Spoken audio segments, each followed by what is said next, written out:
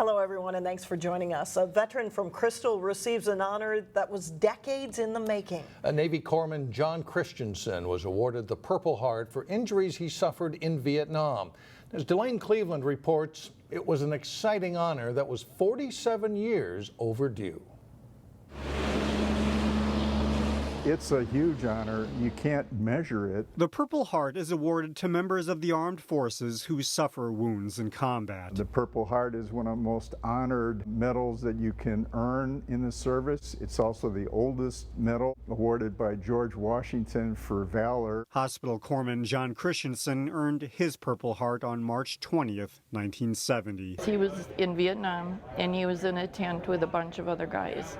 And they were sitting in a circle, probably on their time off visiting. What happened next, according to John's wife Angie, is that his tent was hit with friendly fire. He got shrapnel in his back, and a guy about maybe 3 feet away from him got hit and died right there. It was an injury that affected John from that day forward.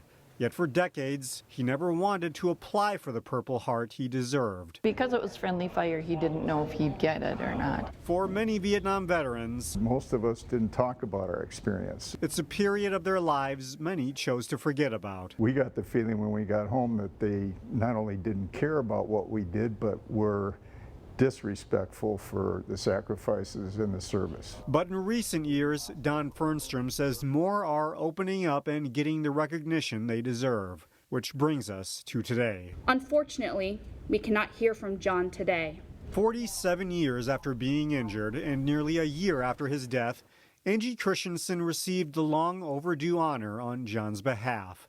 I just want to say thank you. I feel very honored that I'm able to receive this for John.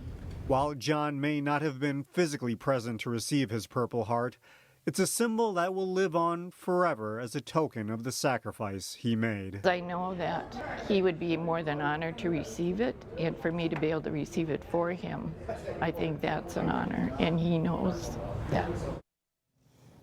John filed the paperwork to receive the Purple Heart from his hospital bed at the VA hospital in Minneapolis before he died last year. And Mike and Alex, Angie plans to keep it in a glass case along with his other medals at her home in Crystal. All right. Nice story. Thank you. Delane.